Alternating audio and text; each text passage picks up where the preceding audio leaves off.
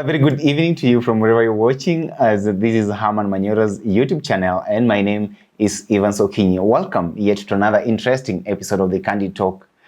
Joining me to demystify and understand the intrigues of Kenyan politics is none other than Professor Herman Manyora. Prof, welcome to the show. Thank you, Evans. Well, how are you this evening? This evening I'm okay. Yes. I see a number of things are taking place in the country, being a Monday. Yeah, the country is doing well. How was your weekend? Wonderful. We are doing well. Yes. I can see there is some sort of an online Twitter kind of war between the Ugandans and Kenyans. I wonder what Museveni's son has actually said. I think it's just a joke. Is that some sort of a joke? But of course, Kenyans on Twitter cannot allow it. Happened in 1976. Amin said, look here, we are going up to Naivasha. That's where our boundary is. There were a lot of demonstrations in the country to show that we will not take this lying down during the time of Jomo Kenyatta. Then in one of the demonstrations in Kakamega, I think, some young mischievous boy stepped on on an empty milk packet, Tetra Pak. Then pop! Hey! The stampede. Anyway, that's it. We just hope that perhaps it's just joking. But of course, Kenyans on Twitter do not take hostages. They cannot actually let you go. They have to react, and we've seen that going on. Yeah. Anyway, Prof, a number of things are taking place in the country as usual, and over the weekend, the president, I think right now in Nyanza, the president, His Excellency William Samoei Arap Ruto, was in Raila's backyard in Homa Bay County. Yes. A county that actually loves Raila more than even Siaya County in itself. I know that. And he was there. He went to attend some church service and a rambe in one of the churches down there. Yes. And a number of people are reading a lot of stuff from Ruto's visit. Some are saying he's started campaigning, some are saying he's strategizing for 2027. What do you take from Ruto's visit down there? It depends on what you are looking for. I think people like me would know that this is Kenya, and the president of Kenya is William Samoei Ruto, so he can go any part of the country. Yeah. So do you think he just went down there just for this? Of course, there are those who are thinking he wants to pacify the Lake region. He wants to pacify the Luos. He wants to make sure that he has the whole country in terms of politics. So there are those who are reading campaign into that. And they could be justified. But me, I choose to see the president just moving across the country. Yeah. Now, there are a number of politicians from the Luo Nyanza region who were actually allied to the president here. One of them being the one whom you actually dismissed at that time, David Ochieng of Movement for Democracy and Growth actually was in the president's group during that particular visit. Yes. And Mr. Eliud Owalo. Prof then, and by the way, as Dalmas Otieno, the like of Dalmas Otieno, Evans Kidero, Jack Ranguma, all these people attended that meeting, and gauging by what was there, they are like, really, we need to prioritize our things as the people of the Lake region and work with this government so that we can actually receive these development projects that the government is putting in place. Do you think that is the best way for these people to go? No, you see, the president almost has no say when it comes to where development should go. This country belongs to all of us, and it's not a question of who lines up to get what. Now, that is the wrong way. Kibaki got us from that corner a long time ago. So today we prepare budgets, we have development plans, mid-term, long-term, and so on, immediate. So I don't think it is for people to line up to greet the president to get development like in the 1980s and 70s. No, we have become a long way. We are no longer there. Are you therefore trying to say that the likes of David Ochieng are stooping? That's another stupid thing. If anybody understands the politics of this country, of the Luo Nyanza politics especially, if you want to reach the Luo and you try to reach through failed Luo politicians, you are wasting your time. How? You are wasting your time.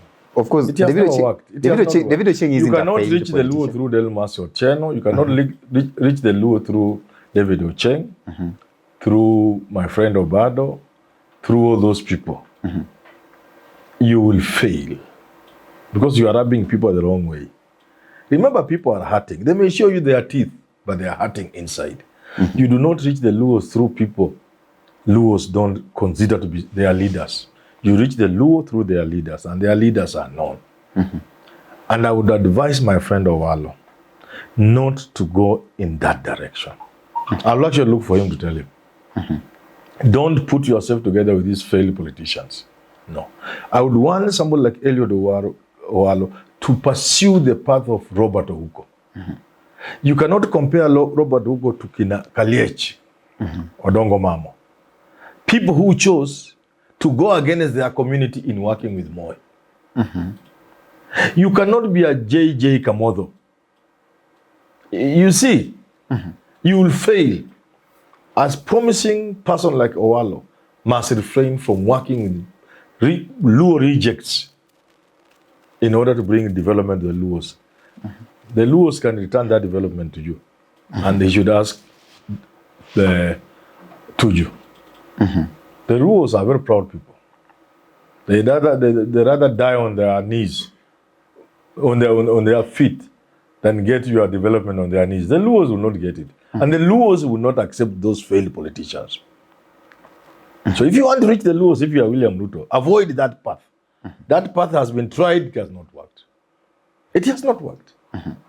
When Kibaki wanted somebody to work with, he went for Raila Odinga and they worked together. When Uhuru wanted somebody to work with, he went to Raila Odinga and they worked together. If you think you'll work with the Luos through this failed politician, Kina Ocheng, Kina Dalmas Otieno, you are wasting your time. And it will work. You are antagonizing the community. Now, Prof, of all these people who we've seen hovering around the president in Luo Nyanza, I think the only active politician there is David Ochieng, who is currently Ugenya Member of Parliament. Do you think he's going to reclaim that seat come the next election? He's finished. He's finished. So it's like he's committed some sort of political suicide?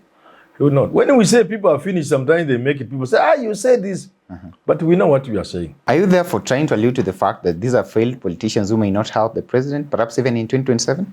When you work with these people, you remind the Luos that the election was stolen. This is what you are telling the Luos. That we've stolen your election.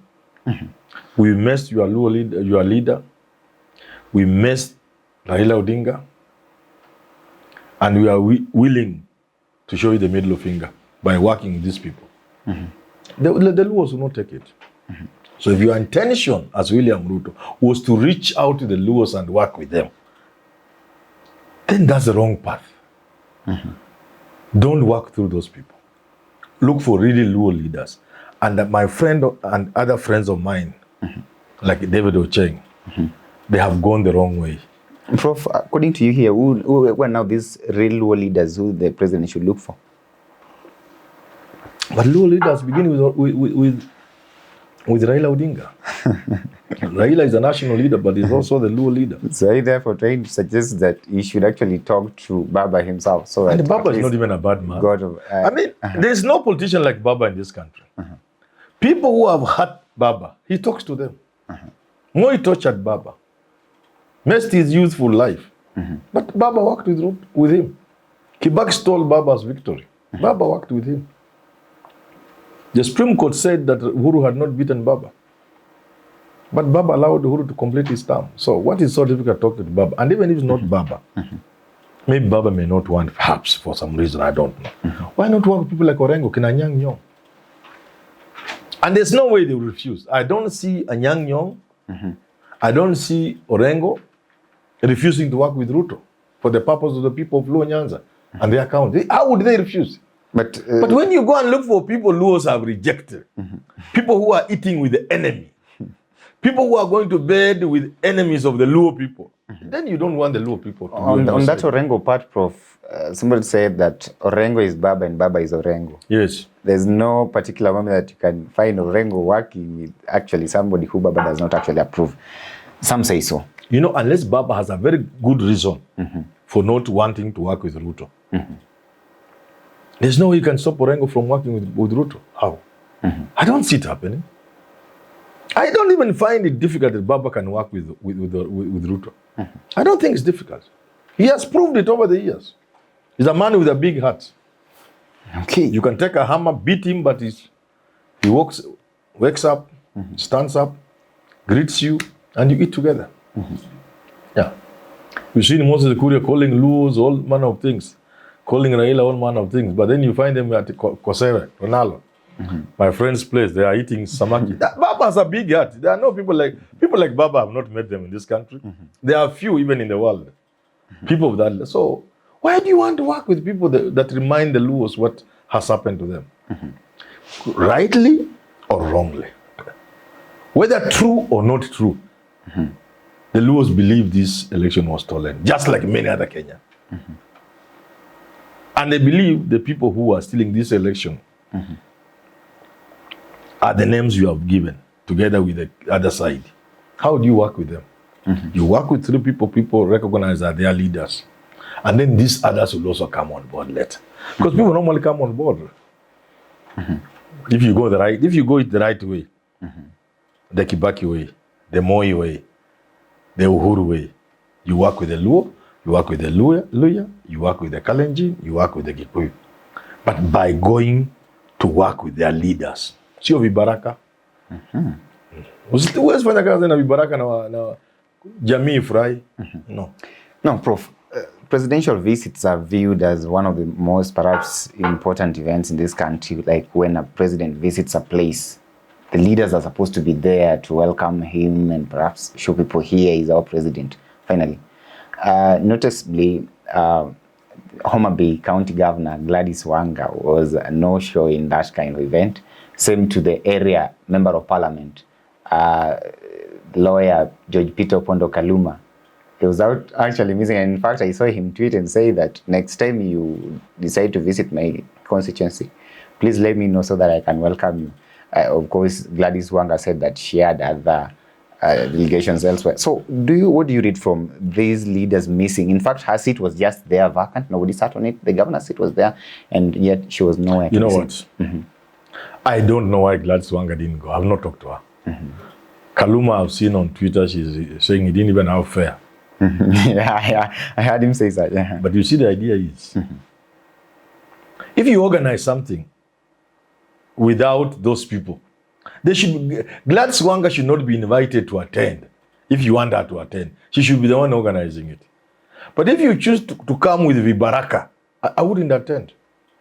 And anybody who attended, I would call them foolish. I wouldn't attend if it was Gladys Wanga or Kaluma. Why would I attend? You work with the people who we consider to be traitors to us. And then you want me just talk to your function and clap for you. I will not come. But if you want to come to Homa Bay County, your office reaches out to the governor through the usual protocol and channels. Why would she refuse? Unless there's something, unless Raila has chosen not to recognize Ruto as the president. And I've not heard that. I've not heard Raila say that so far. He has an issue with the election. Raila has an issue with the Supreme Court. But I've not heard Raila himself say he doesn't recognize the government. So, how would Gladys Wanga, the governor, refuse to organize a presidential function? How would she refuse? She would not. But if you come with the Vibaraka, you want her just to come to your function. If she went, she'll be a fool. I even met a young in Mombasa, by the way. And asked him, I saw you embarrassing and embracing and singing for Rigathi Gachagua. You have quite moved on. He said a few things I won't say now. In other words, you also have to show respect for the leaders of the Luo people. Because they're also hurting badly. You don't add salt to injury. You show respect to the Luo people by reaching out to the Luo people through their leaders. Not these conmen and Bibarakas. No. Now, this is the county of Evans Kidero. Yes. And he also attended this particular function. And you know what Kidero has said? Kidero has said he wants to challenge Raila. Yeah, actually, that is... So a man who says he wants to challenge Raila, he's the one you are working with. And you expect Gladys Wanga to be there. And then they should not be there. But if the MP and the governor are the main people organizing the presidential function, and Kina Kidero come, they are welcome because this is Kenya, all of us must fit in this country. We do not know the next step that Raila Odinga is likely to make. But do you think that Evans Kidero stands a better chance of giving Raila a good man for his money in terms of Luo leadership? should ask people like Orengo. Perhaps being able to bargain for the Luos I have said, at the and national let level. me repeat here, the man to take over from Raila would not be a man who comes in the open to fight Raila. And it's not just the Luo Nyanza, it happens. Hellstein, the one who fought Margaret Thatcher. When Margaret Thatcher fell, it's not Hellstein who took over. It was Major.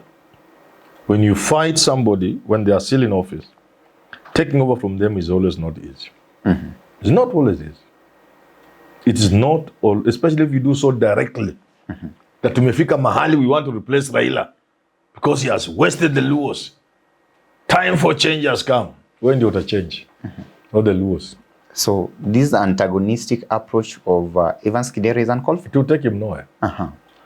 It will take him nowhere. Soon he will not even be able to address a small village rally. Now, let me tell you this. With this now, let us assume there's a by-election. I think he's gone to court. Has he gone to court? I heard something. Yeah, he's gone to court. Now, the test is, I wish this election is nullified.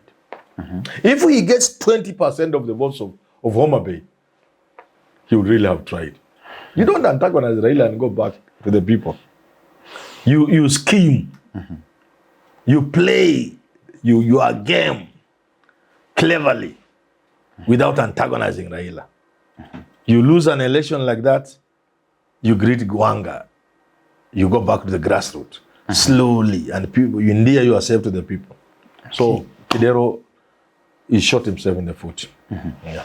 Oh, well, let's wait and see what the future actually portends for Luo leadership, and whether the fruits, or rather the efforts of the president to bring in these people you call rejects on board will bear any fruit, so that at least he may actually improve in the number of votes that he gets from the Lake region. Actually, if you look at the past elections, what he's been getting from that place is actually meager. Let me use that word. So, well, Prof, I think that is a very good point to wrap up this conversation. But as we always say, please stay tuned to our channel here. We'll always be bringing you very good stuff here with my good friend Richard Mwenja. I call him Jina Kubwa, coming up with Business Glide and Siasa Brigade, and of course yours truly, Jedel Kabiro, Simon Irungu, and Kimutai Kennedy. Well, until next time, I've been your host, Evans Okenyi, and thank you for watching The Candid Talk.